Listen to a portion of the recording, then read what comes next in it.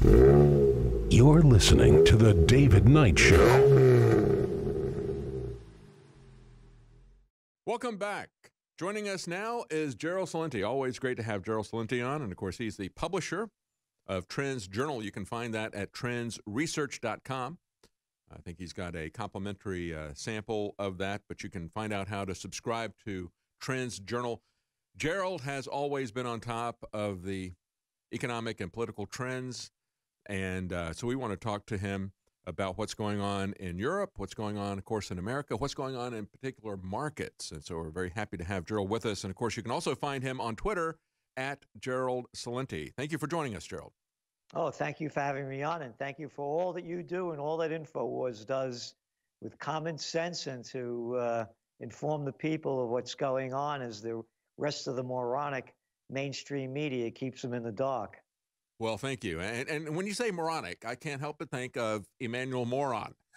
Let's talk a little bit about what's going on in terms of geopolitics before we get into markets, because I do want to talk to you about your forecast for things like the housing market, stock market, what's going to happen with gold and oil and things like that. But let's talk a little bit about the big picture here, because there's a very important economic aspect, of course, to what's going on in France. We just passed here in the U.S., as if the debt doesn't matter here, we just passed a nearly $900 billion big agricultural bill, something in it for everybody. I mean, you know, everybody is feeding at the trough of the fiat currency. And what are we eating? We're eating debt, aren't we, Gerald? Yes, and again, this is a country that no longer has democracy. A paisano of mine, not very fond of course, Mussolini, calls the merger of state and corporate powers fascism. Mm-hmm. And all of this passage of what you're talking about has just enriched the very big and the very rich. From the bank bailouts, you know, going back to the Panic of '08, to the farm bill that you're mentioning, everything enriches the richest of the rich. And that's why you were talking about earlier what's going on in Europe. They're not taking it over there.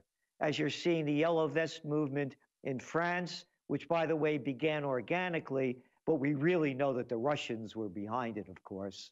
You know, well, actually pushing, Max Boot is actually pushing that ridiculous narrative now. He's on, MSNBC and CNN pushing it. Again, look at these morons, these arrogant little jerks of nothing. And they push out that crap so they could keep spewing out their own because they didn't see it coming. We've been writing about this for years. Yeah. So when you take a look about Europe, what are they fighting about? They're fighting about getting shafted. They're fighting about that little Macron over there, the Rothschild boy, that's the president of France, that gave the wealth tax, cut the taxes for the very rich, and raise the taxes across the board on everybody else. And then what's going on in Brussels, the same thing. You hear the people saying it over and over again. There's a tax on this. There's a tax on everything. There's a tax, a tax. We can't make ends meet. It's the same thing in the United States. They tax the little people, and boop, the big guys get all the breaks that they need. Oh, yeah, absolutely. You know, and I think I've been covering, because I think it's a very important part of our freedom, of course, and of course, part of our prosperity, to be able to move freely, to have private transportation. This is something that has been under attack for decades by the urban planners, by the socialists, by the Democrats. They want to control that aspect of our life, transportation. And I find it interesting that that is the juncture right now of these protests. They've gone in, and not only have they protested the fuel tax, but these people have taken out 95% of the speed cameras in one area of France. And Catalonia, they said, we're being ripped off by the Spanish toll companies, and they took over the roads and opened up the toll roads, and the police stood down and said, that's fine, we're fine with that. Here in America, most of our toll roads are being run by the same Spanish toll company, Centra. Yep. And they're doing it to us right here, but we haven't woken up to that just yet. We're going to talk more about that when we come back with Gerald Celente. Stay with us. We'll be right back. Welcome back. Joining us for this half hour is Gerald Celente, and of course, he's the publisher of Trends Journal. You can find that at trendsresearch.com. You can find Gerald on Twitter at Gerald Celente. We started talking about this at the top of the hour. We're talking about what's going on in France. And, you know, Gerald, when we look at this, And we look at measures that the Democrats are already touting now. We've got, it's not just Emmanuel Macron who was arrogant and said, oh, I'm just going to raise the taxes on fuel because the globalists told me to. You know, they don't want you to have cars. And this is part of the way that we're going to save the world by taxing you out of your cars. We now have the Democrats talking openly about how they're going to do that. We got Pete DeFazio of Oregon saying that as the head of the Transportation Committee, he wants to take a look at congestion taxes. So as they create traffic jams by not building transportation roads, they don't repair the infrastructure, they're going to tax us more if we're stuck in traffic. This is the tone-deaf attitude of these statists like DeFazio and Emmanuel Moron, isn't it? It is. And it's kind of what Jefferson, Thomas Jefferson had counseled the people to have a revolution every generation so that you wouldn't have an establishment that keeps ripping off the people. Because once you get in there, that's all that they do. Look at the last elections that we had. It's just more of the same, just a different group. So, and again, when you're looking at what's going on in Europe and the overthrow of the establishment governments, in America, it's just more of the same. Republicans and Democrats, Bloods and Crips. There's really no difference between the two of them.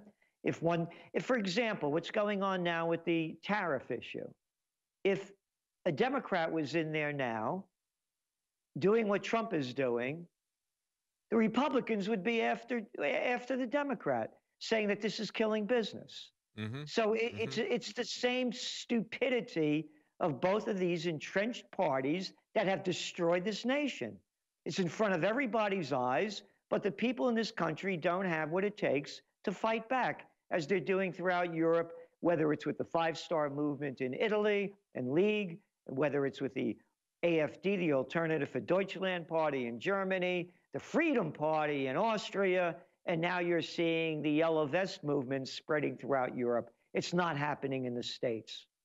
And I think as we see the Democrats coming in, if they try to do something like this, like to impose a federal congestion tax on people, I think that kind of tone deafness may start some kind of a grassroots rebellion. Because, when we look at this, this is all being couched in terms of we must save the environment. Well, they have to save the environment by cutting our energy use. And yet we know that energy use not only affects our quality of life, our standard of living, but it also affects our life expectancy. But when we look at things like housing, when you look at things like jobs and automobiles, those are all things that have to do with we talk about our economic mobility, freedom of being able to move upward, right? Get a better house, get a better car. That's how we measure our standard of living or whatever, or to have economic independence.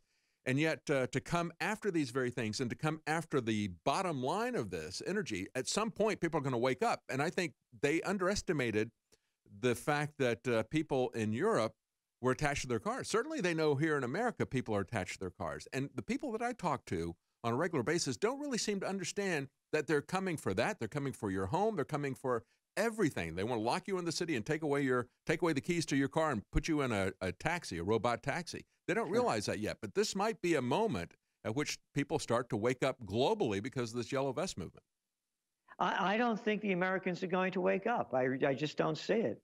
And again, the fuel tax is what ignited it, but the real issue is that the standard of living among many of the French people has declined into nothing. And you keep hearing it over and over, whether it's throughout Europe, and only the 1% are benefiting from most of what's happened since the Panic of '08, and that is the equity markets that have boomed so much because of all the cheap monetary methadone that was shot into the bull. And that's, by the way, that's the real issue of the equity markets today. You could talk every day, tariffs, trade wars. Do you know what Trump's tariffs amount to against China and their GDP? It's 0.7%. Yeah. It's nothing. Yeah. And again, you're looking now at China saying, okay, we're going to reduce those tariffs on American cars down from 40%. You mean you got a 40% tariff on what we're bringing in there, and you're not supposed to fight that? Yeah, so that's right. And when you look at what's going on after the last crash that we had, and I want to get your take on this if we're headed into, if this is the bursting of the bubble that we've created that's even bigger than the last bubble. But of course, we had GM get massive amounts of money. They took out ads with some of the money that they got saying, well, we paid it back and so forth, but they paid it back with money that they had in another account that was given to them by the government. I mean, they got massively subsidized.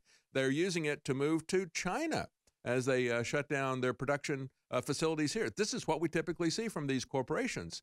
And do you think that we're now at the beginning of this bubble that they've now created? And as we've talked about many times when you come on, the fact that they've created a bigger bubble than we had the first time. Is that about to burst? Is that what we're seeing now in the stock equity markets and the housing markets and so forth?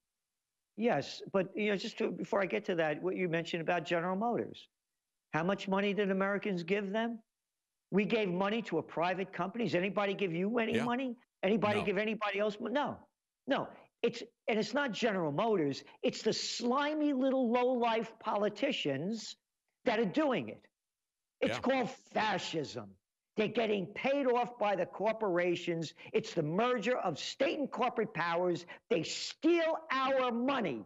They take our tax money and they give it to their friends so they could stay in their low-life little jobs, never work a day in their lives, and tell us what to do.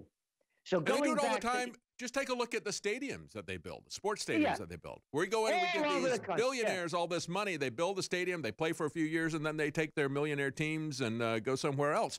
And yet everybody gets excited about it because, oh, look, we can wear the merchandise and we can wave their flag and so forth. And that's what GM did to us. They basically said, oh, look, we're an American company and we've got this American car company here and so forth. So give us massive amounts of cash. And they've left town.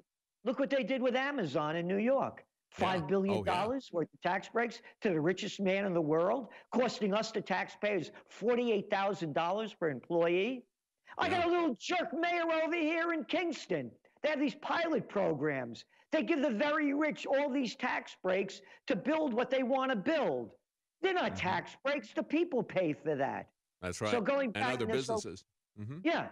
We pay for that. They're not tax breaks. You're getting taxed more for it so they can enrich their friends. So anyway, going back to the equity markets, the only just one more thing about that, Gerald. You're talking about the Amazon subsidies. They left on the table about another $14 billion that they could have had if they went to like New Jersey and a couple of other places so that they could go to the centers of economic and political power in Washington and New York, because that's how they're really going to leverage this, isn't it? You got More of it.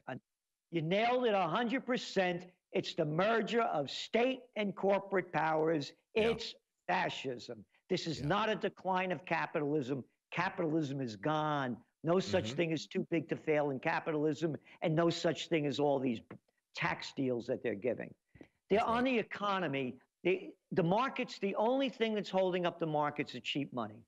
The tariff deals mean absolutely nothing. It may have a little bounce effect with the markets. It all depends on what the Federal Reserve does. When you go back to September, David, there was no doubt at all that the Federal Reserve was going to raise rates again this month, which they probably will do, and between 3 or 4 times in 2019.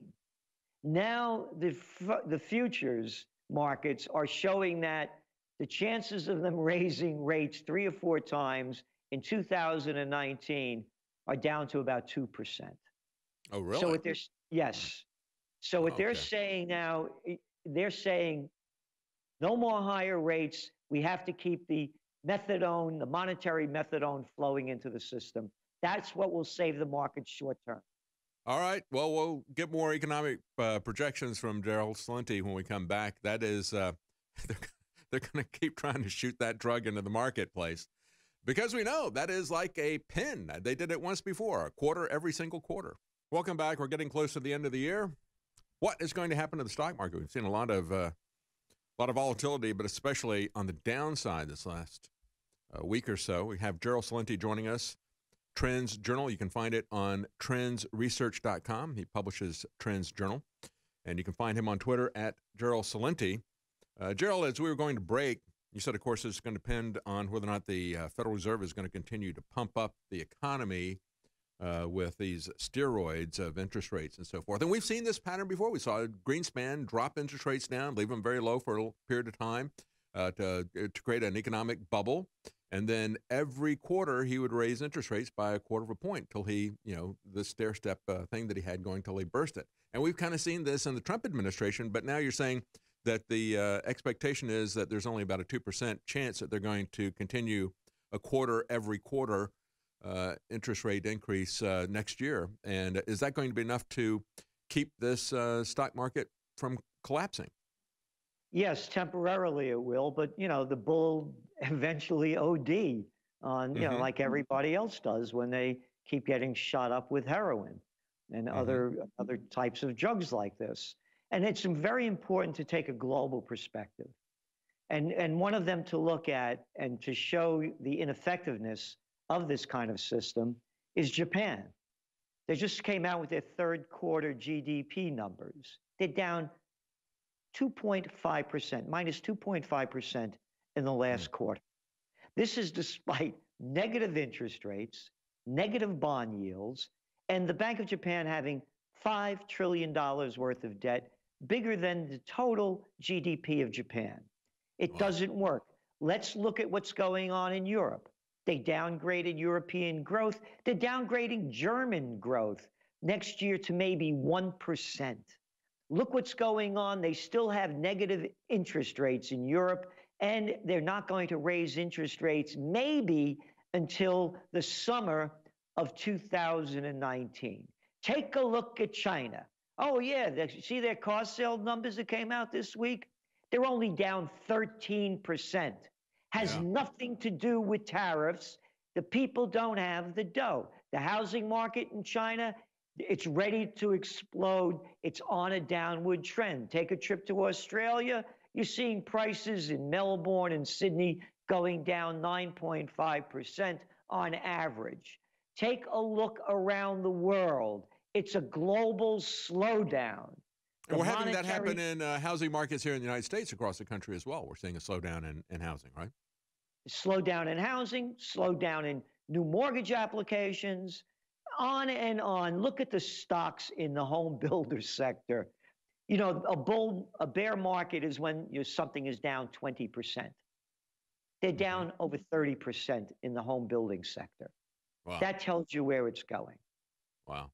And of course, you're talking about Europe and how they're trying to prop it up with negative interest rates and so forth, and they have stagnant growth there. The Italian government has been under criticism by the European Union because of their debt that I think was about 2.5% of GDP or whatever it was. It was like 2.5% figure related to GDP, but it's now 3.5% under the Macron proposals because he took off these taxes and said, okay, we'll not only not put the new tax increases out there, but we'll roll some stuff back and we'll raise the minimum wage and we'll do this and we'll do that. And so now he's going to have a country that is operating a bigger deficit than Italy is by about 50% more. Yeah, and the arrogance of what you call moron Macron, I call him Cazzone Macron. That's the Italian line. Can't give the real meaning of the word right now. But anyway, that little clown, that little boy of nothing, criticized the Italians for what they were doing. Yeah. And I don't think we're going to see the European Union criticizing Macron for running an even bigger deficit, do you? Because he's their political ally. No, because, exactly, with Germany. So this is very important, David. We are now seeing the beginning, this is our trend forecast, and the beginning of the end of the Euro group, and the Eurozone. We are at the beginning of the end. The people want their own identity. It's only the globalists that are saying that you have no right to it. And they're seeing the effects of globalization, the loss of their nationality and their heritage, and what it's done to them in their individual lives. This is the beginning of the end of it. And unfortunately, the globalists will try to stop it, and the implication will be war. Yeah, I agree with you. As everybody starts to realize that they're being ripped off by these elitists, they come back and say, they give us this political correctness. They say, well, that means that you're racist or you're this or that. They make people feel guilty about the fact that they want to have a country, that they want to have freedom. and economic mobility and literal mobility. They tell them that they're evil for doing that, but they're gotten to the point where, as you just saw in France, and I think we're going to see this elsewhere, as things continue to deteriorate, you're going to see this political establishment unravel because the people don't really care anymore. You're not going to be able to shame people who don't have the basic fundamentals of life that they have come to expect. They don't care about being shamed anymore. No, they could care less. And again, they have the freedom of spirit that we've lost in this nation. And all again you have to do is look at the midterm elections. I mean, look at it. Nancy Pelosi's back. I mean, come on. I mean, you can't make this stuff up. Nancy out of her mind Pelosi, the Democratic majority leader, the majority leader of freaks. Yeah, it's crazy. Yeah, even some of the Democrats are saying we've gone. It was even Jerry Brown of all people, said I think the Democrats have gone too crazy to win any more elections much because they've gone so far off to the fringe. That's Jerry Brown saying that. Yeah. So what do you think? Well, we need a new system. We need an entirely new system. And one of the things that the quote from Jefferson says it all, that every generation should have a revolution against the establishment so that their rights and democracy aren't taken away from them. So we need a new system. And what we recommend is what we call blockchain democracy. Let we, the people, vote on the major issues. You want to go to war? Let us vote on it. You want to give tax breaks? Let the people vote on it. You want to pass a bill that gives money to the rich? Let the people vote on it. They do it in Switzerland. It's one of the richest countries in the world. They have not been in a war since 1850s. They have direct democracy. And then I hear people saying, well, Americans are too stupid. Oh, yeah, Mitch McConnell's a hell of a lot smarter than me, and so is Lindsey. Did you come out of the closet yet, Graham? He's just brilliant. And again, Diane Not-So-Feinstein, boy, I'll follow her anywhere. What do you mean? You can't think for yourself? Let the people decide the future. We do not have a political system. We have a fascist system. So I've heard it said 25, 30 years ago, they said most people in Switzerland don't even know who the president of Switzerland is because it doesn't matter. He doesn't have that much power over their lives. That's the core thing. We put too much power in one place that is like a black hole of corruption, and it is sucking everything in our society down and into it. Thank you so much for joining us, Gerald Celente. Again, you can find him trendsresearch.com. That's where you can find Trends Journal. Excellent perspective as to what is coming. We'll be right back. Stay with us. You're listening to The David Knight Show. In the last few months, InfoWars has been escalating our sales to clear out inventory of many of our best-selling items. And then I came up with the idea last week. Let's not just extend the sale of free shipping store-wide, 50 to 75% off, double Patriot points. Let's extend that sale, but also add a free gift with every order. Even if it's a tube of fluoride-free colloidal silver iodine fortified super blue that we make like $3 on at this sale, you'll get a free gift of a best-selling t-shirt while supplies last. And what I mean by that is everyone will get a t-shirt, but these are going to be selling out. So whatever you order that day, there'll be the shirt of the day that's there until it sells out. And then there'll be another shirt that goes up for the next group of orders. So in the next 12 days, we are going to have, beyond any other sale we've ever had, the free gift. So this is a loss leader. We are losing money on this, but we're going to help fund ourselves because we won't get hit with the inventory taxes, federal and state. Everybody says Texas doesn't have income tax. I love my state, but if you got a business and a company here and you got merchandise, BS. It's big. It's bad. So we are clearing everything out so that we have the funds to go at least a few months into next year. You know, they've been trying to shut us down, but you've been supporting us. So to thank you, ladies and gentlemen, this is the best deal ever. Store-wide free shipping, that's been going on for over a month. The 50 to 75% off, that's been going on for a couple of weeks.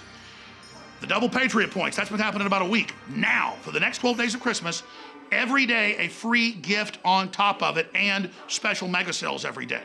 InfoWarsStore.com, InfoWarsLife.com, or 888-253-3139. This is our biggest sale ever. Get your free gift, your free shipping, everything, and don't fight the crowds at InfoWarsStore.com. And for myself and the InfoWars family, God bless you, and thank you for your support.